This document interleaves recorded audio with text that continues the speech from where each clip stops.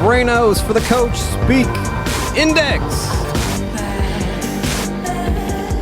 Yes, sir. What's up, guys and gals? Everybody. What's up, y'all? That's right.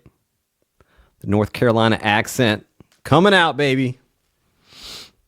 Man, I miss Bojangles. Oh, somebody, please ship some Bojangles to France. Good Lord. Week 15. The fantasy football playoffs have arrived.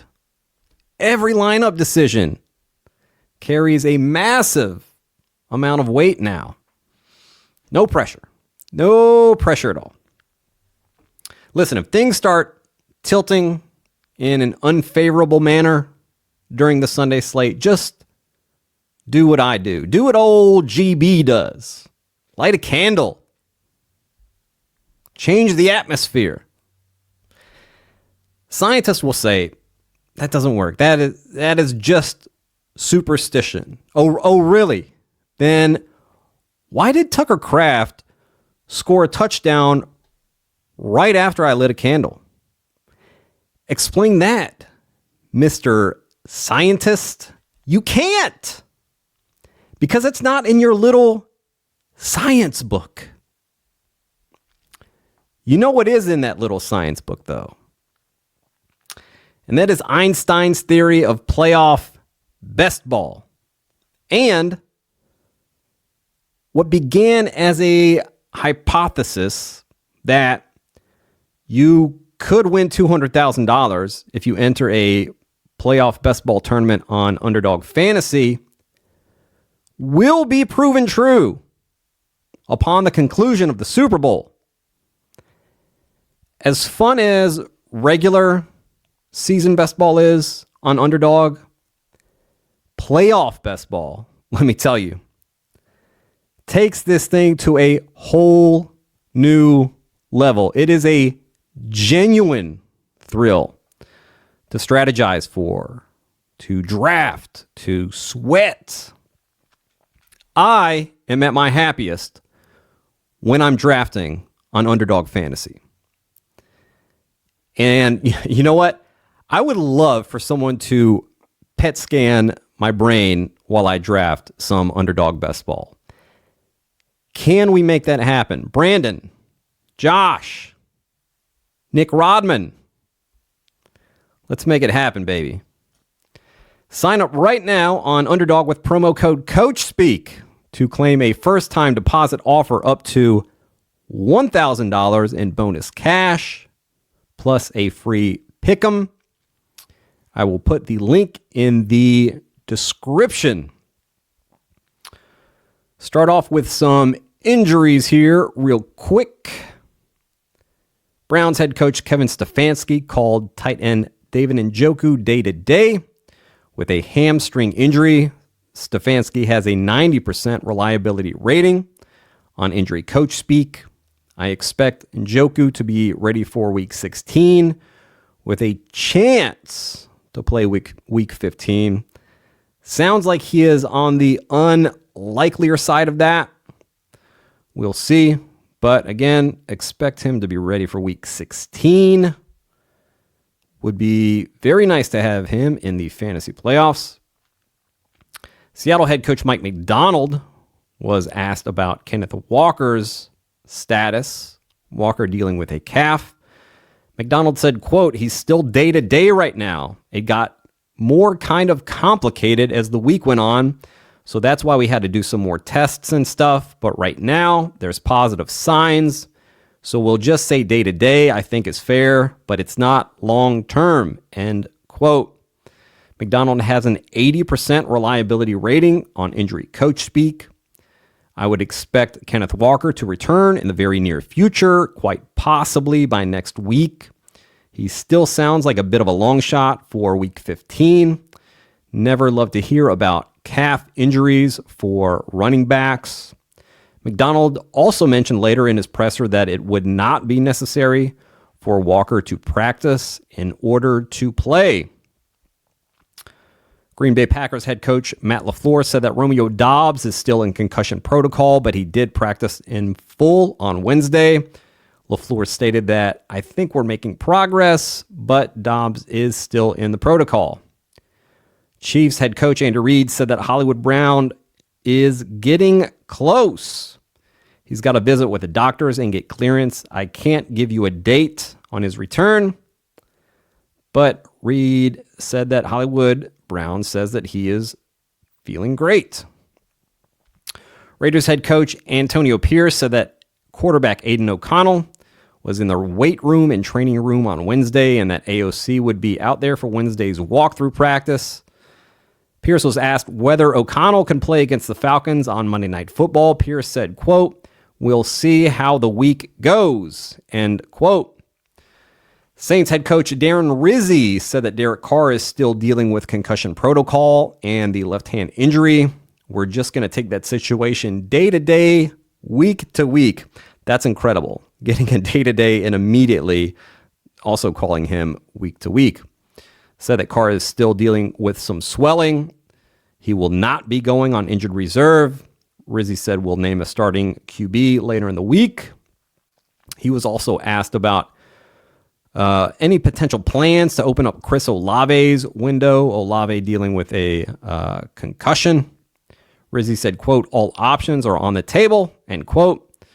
Rizzi also said, "I think he's in a much better place than he's been. I wouldn't say that his season is completely done. Let's see what the specialists and doctors say. He's starting to get some rehab stuff and move around, and he will not play in week 15. Giants head coach Brian Daboll said, "I would not say that Drew Lock is doing great. He's in a boot. He won't practice today." This was on Wednesday. "I can't tell you right now if he'll be ready to go." Daboll said, "I can't see him going on Thursday's practice. We'll see on Friday whether he can end up being a QB2 or QB3 for week 15. Tommy DeVito will start this week." Jets interim head coach Jeff Ulbrich said that Breece Hall, quote, "is struggling a bit, so we'll see how he goes this week," end quote. "Maybe it's not improving as much as he'd like at this point. We'll see how it goes this week."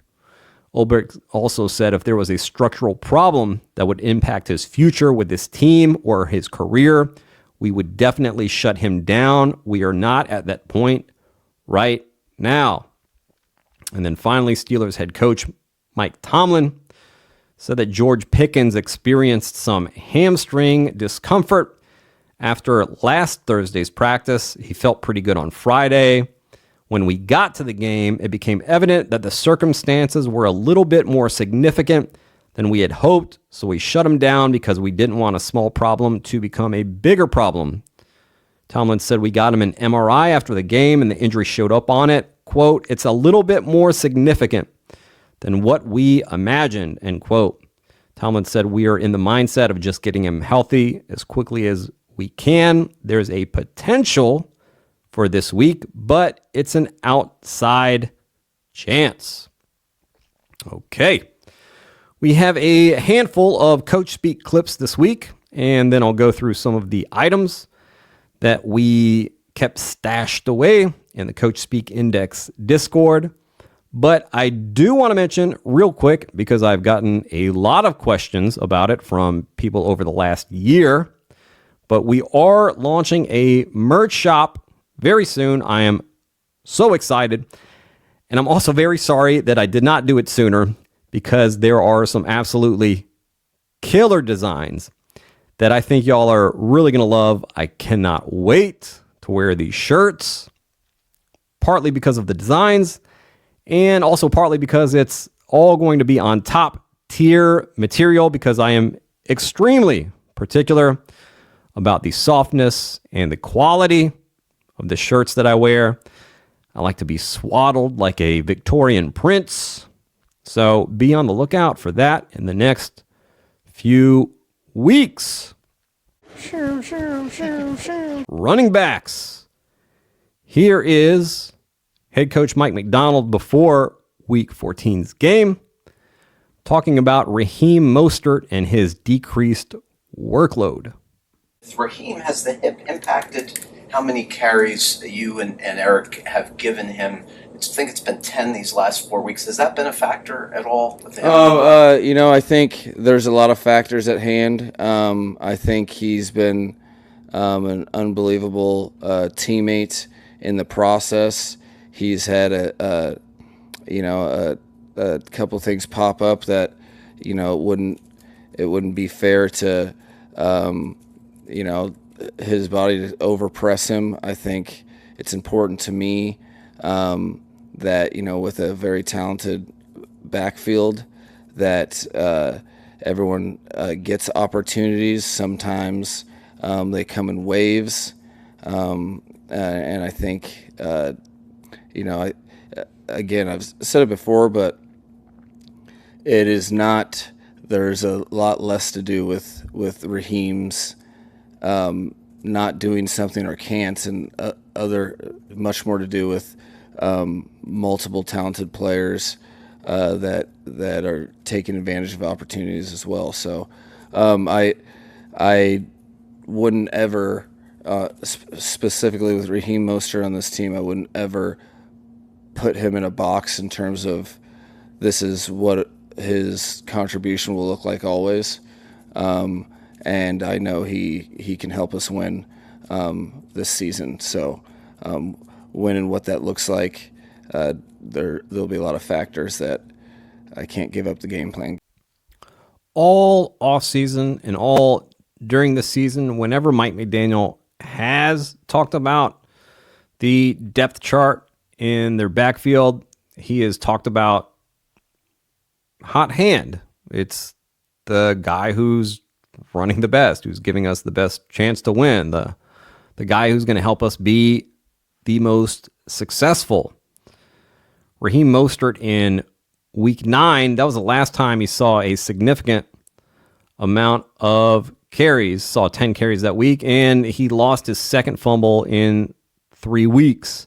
And then after that, 0 carries, 3 carries, 2 carries, 5 carries, and then inactive due to injury in week 14. So, yes, this is going to continue to be Devon Achane, and we're going to keep seeing Jalen Wright, even when/if, but I imagine it's when Raheem Mostert comes back, he'll still, get his handful of touches, but this is all Devon Achane here. And then also a bit of Jalen Wright. And Raheem Mostert, almost 33 years old. We talked about it during training camp. And, all while we were drafting best ball teams, and people were saying Raheem Mostert, he's a real value where he's going. Yeah, he had a good year last year. And this was a guy who a full season was not the norm for him, even when he was a younger player. And now in his coming up very close on age 33 season, it's we should have seen it's Devon Achane. Heavy Devon Achane. All right, moving on. Las Vegas. Here is head coach Antonio Pierce on whether Sincere McCormick is still RB1 when Alexander Madison returns. Just going back before, does Sincere keep the job then if Alex is back? Mm-hmm. Yeah, he deserved it. He's running the last 3 games, running his tail off. So keep running, keep pushing those numbers up, see if we can get him to 100. See if we can get him to 100. Pierce talked about this last year with Josh Jacobs. That's his mark. That's his goal. He wants 20 carries for his running backs. For his running back, he really wants one running back, and he wants him to hit 100 yards.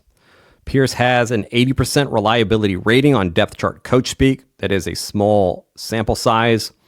I expect Sincere McCormick to remain the Raiders' clear RB1 because he is clearly the best running back that they have on this team. Showed last week that he does have some hands in the pass game. He's not some,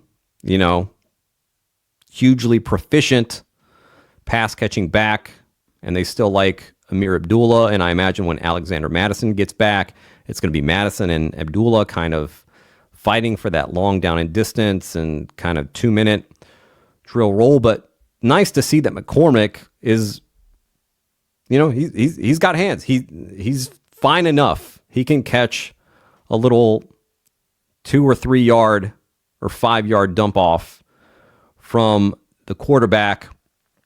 Antonio Pierce also mentioned in that press conference on Wednesday that Alexander Madison being inactive in week 14 was, quote, just a numbers game. So not even really because of the injury.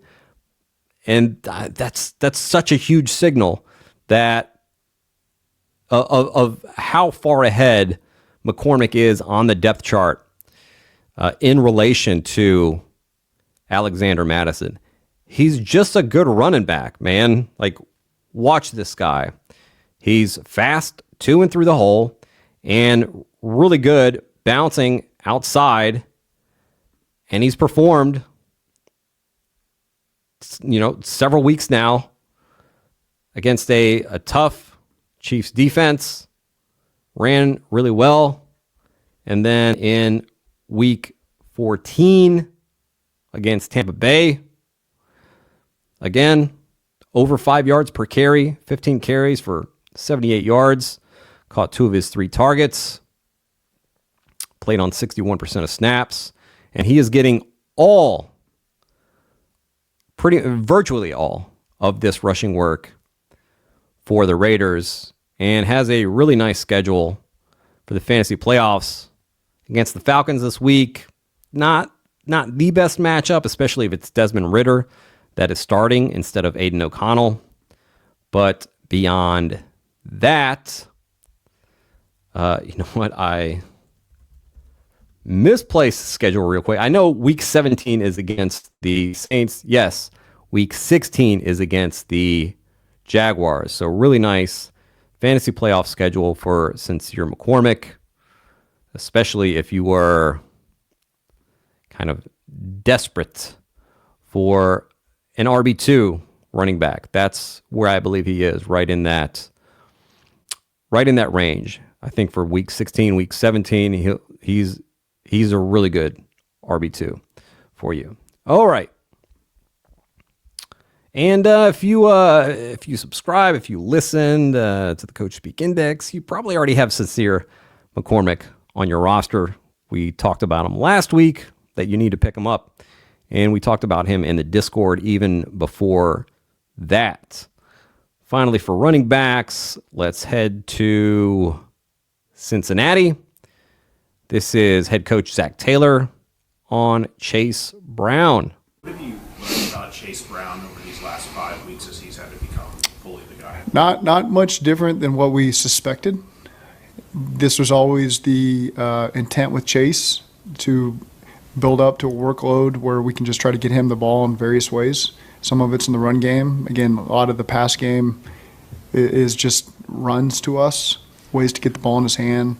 Joe does an excellent job. If you just dial up play actions and can quickly see the defense lift and get the ball to Chase, and we had a big play in the flat the other day where he made one miss because it's Oklahoma drill at that point, and Chase is pretty good at that. So I wouldn't say we're surprised by it, because this is a player we thought we were drafting. He's done a great job being able to handle the workload that we put on his plate, and just pleased with the progress he's making. How intentional has your guys' game planning of finding new ways to throw it to him? I mean, you have him running slants, you have him running the go ball. It seems like you guys are really trying to expand him in the passing. Yeah, I was too tight on the go ball. That was my fault. I'm still mad about that, so thanks for bringing that up. But I was on the 19-yard line. I need to be on about the 29-yard line. But he's done a really good job with his hands, I think, in the pass game. So that allows the flexibility to put him out there and run a slant versus man coverage and expect him to win and catch it and get the conversion. And, I think that's a big improvement from last year for him. And he's really taken that to heart. I think we've talked about this before, but in the offseason. I know that he spent a lot of time on that and has done a great job turning that into a weapon for us, which is huge. When you got a back that you can put out there in some known man situations and expect them to win with those backers, that's a really dangerous weapon to have, and he's shown up there. Was this kind of the idea that you had, though, like when you had to shift away from Mixon towards chasing Zach previously, but like, towards Chase, the idea of a more versatile passing game because of the type of back that you have back there that's giving you so many explosive plays out of just whether it be check downs or some of the other stuff you're doing? Yeah, I think he's fit perfectly with what we want out of that position. And so we can count on him and use him in a lot of different ways. We've intended to do that. Chase Brown being used this much in the pass game is so huge for his value, especially in PPR leagues, even in half PPR. 29 targets over his last 4 games.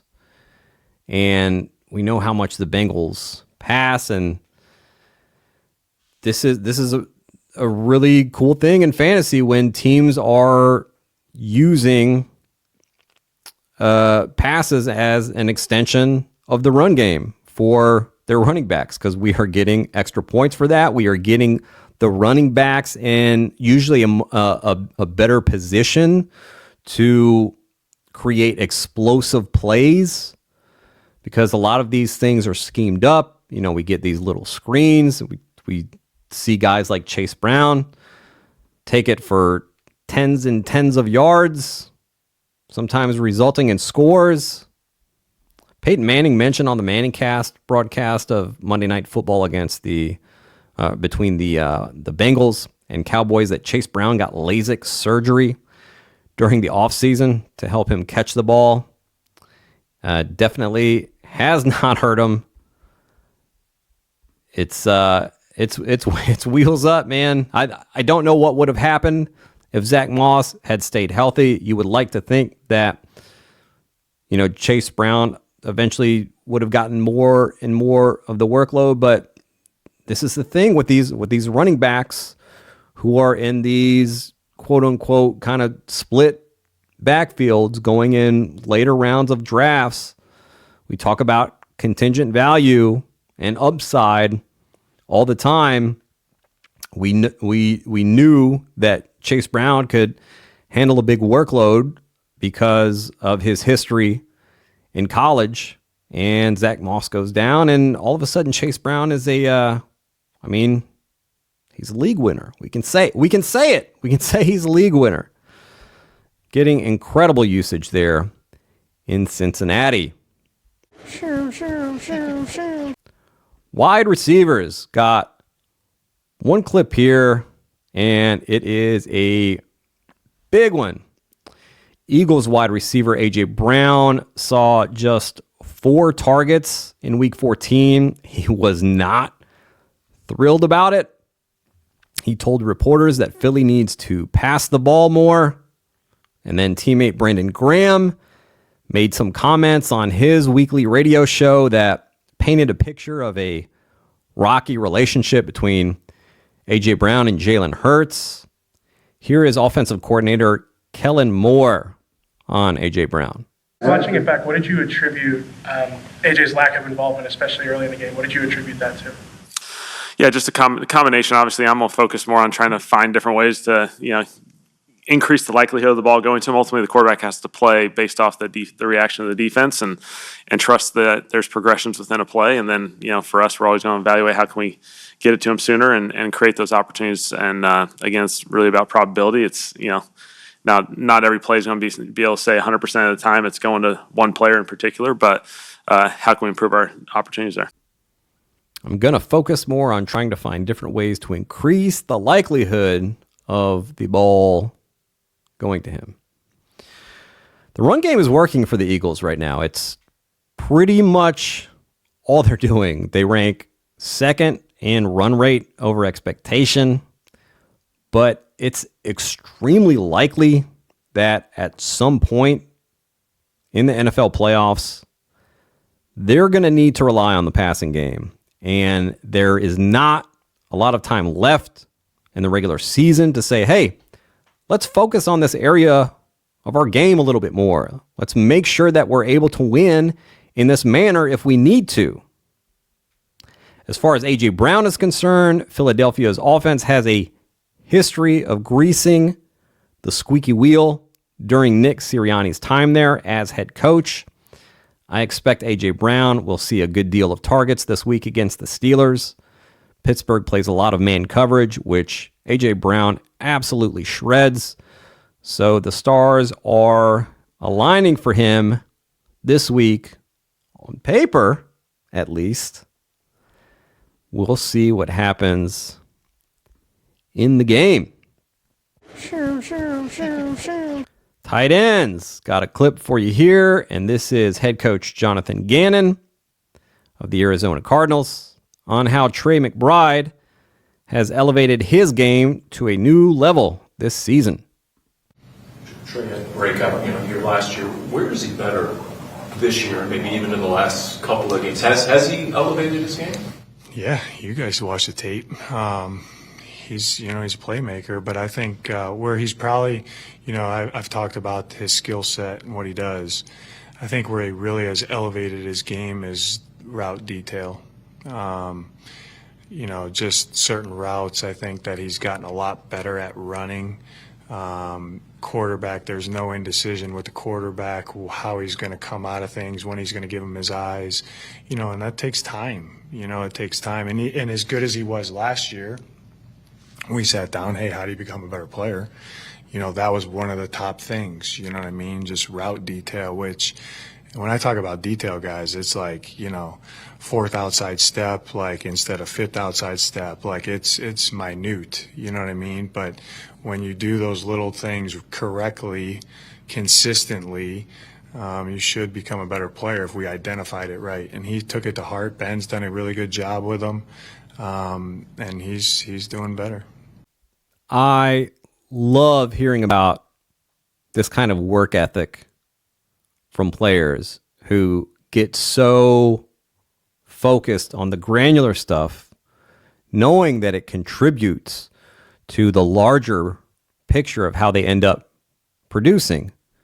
And I love seeing it come to fruition. And this is what's happening with Trey McBride this year. He is the one constant in an offense that doesn't seem to be able to play in multiple ways like you would like to see from an NFL offense. It's basically just Trey McBride and then oftentimes James Conner.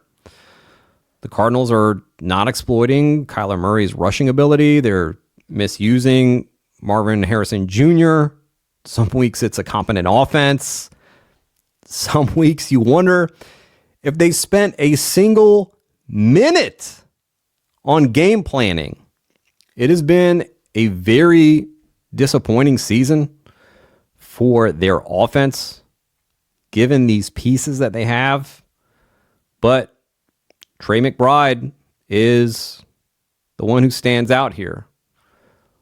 41 targets over his last 3 games. He's getting absolutely peppered. Of course, we know he has all of these targets, all of this production this season, but he has yet to score a touchdown. It's going to happen eventually. Maybe it's going to be 2025 eventually. Maybe the regression hits in such a major way that he breaks the record for receiving touchdowns in 2025. But touchdowns mostly about luck for tight ends. Also has to do a little bit with, red zone efficiency. But hey, he's getting the targets. He's doing incredible things when the ball is in his hands. He's hurdling guys on a weekly basis. Maybe would not love to see that from my fantasy tight end. Get a little bit scared every time he jumps up in the air. Don't want to see him get flipped or anything bad happen to him, but he's a stud. He's an absolute stud. This is going to be a big argument next season for fantasy is who is the tight end one? Is it Trey McBride? Is it Brock Bowers? I look forward to months of that argument. Okay, let's roll through some of the items from the Coachspeak Index Discord, where I watch every single press conference from every head coach, offensive coordinator, general manager, which now at this point in the season with no buys, it's 160 plus press conferences every week now. It's a lot, and there's a lot of crucial information. There's a lot of information that you won't find anywhere except for the Coachspeak Index Discord. I have a very, very good eye and ear for information that is important for fantasy football and NFL betting. Let's get into it. Buffalo Bills head coach Sean McDermott said there is a chemistry that has been born between Josh Allen and Amari Cooper. Is it complete? Probably not. And I think that they would tell you that. Amari got a lot of targets in week 14. Hopefully that lends to more. And then offensive coordinator Joe Brady said, quote, "We're better when Amari Cooper is on the field. He's going to continue to progress in this offense," end quote. And Bills offensive coordinator Joe Brady also was asked about Ray Davis. He said that Ray Davis should be getting touches and he should be getting carries. I think his first carry I was looking at was going to be play 31, and that can't happen. Quote, "He's too good of a running back to not get some touches," end quote. Green Bay Packers head coach Matt LaFleur said, "We can do a better job of making sure we have plays tagged for Jaden Reed as a wideout. He's certainly and obviously a very impactful player." Jaden Reed had 0 catches on 1 target against the Lions in week 14. He played just 50% of snaps. LaFleur also said in that same press conference that when you have Josh Jacobs, you want to give him as many opportunities as you can. And now that we are getting into the nitty-gritty here of the end of the NFL season, we know that when it's all on the line, when there's playoff positioning, when these games are super important, that is when Matt LaFleur really likes to ride his RB1. Jacksonville Jaguars head coach Doug Peterson said, "We got to get Brian Thomas Jr. involved. He's such a dynamic young receiver. He's a great player. He continues to improve each week." Peterson also said that we need to get Brian Thomas Jr. going more in the beginning of games. BTJ has seen double-digit targets in each of the last 2 games, and he has cleared 75 receiving yards in each of the last 3. Raiders head coach Antonio Pierce said, "All the attention goes to Brock Bowers, and it's well-deserving, but Michael Mayer is a really, really, really, really good tight end." 4 reallys there from Antonio Pierce. Pierce said that Michael Mayer is a tremendous talent. He's always been one of my favorite players here since we drafted him. The more we can get him going, the better we'll be. I like 12 personnel. That's really a good grouping for us. The better we can get Mike and Brock going, I think the more dangerous we are. Pierce also had something to say about Jacoby Myers, saying that Myers has made the most of his opportunities. Hopefully we can get him to 1,000 yards with some wins as well. He does so much dirty work that we don't talk about the receiver, what he can do as a route runner. Hell, he can throw the ball. We do a lot of stuff with Jacoby. He's an Antonio Pierce guy. He has that grit and toughness to him.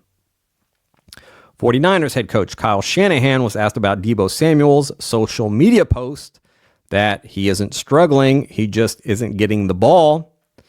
Shanahan said, quote, "Deebo and I talk every day. I understand Deebo saying that.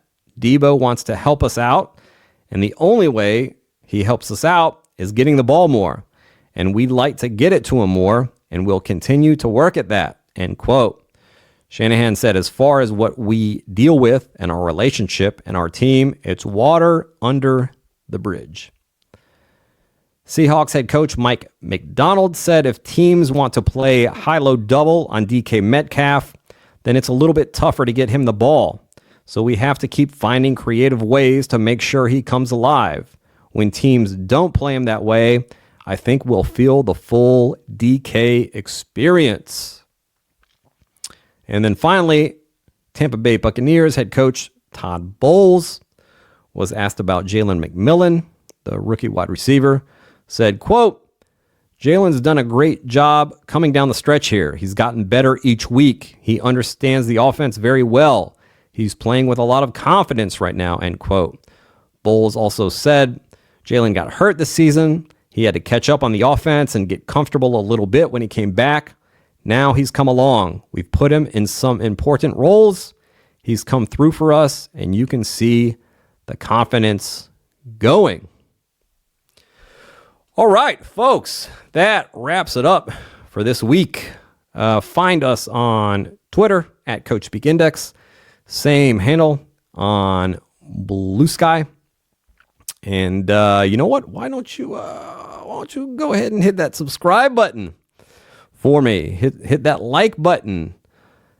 That would be nice. That would be a nice early Christmas present for your boy GB. All right, folks. That's it. I got nothing more to say. Even though I'm saying Sarah, good Lord, Sarah, take us out.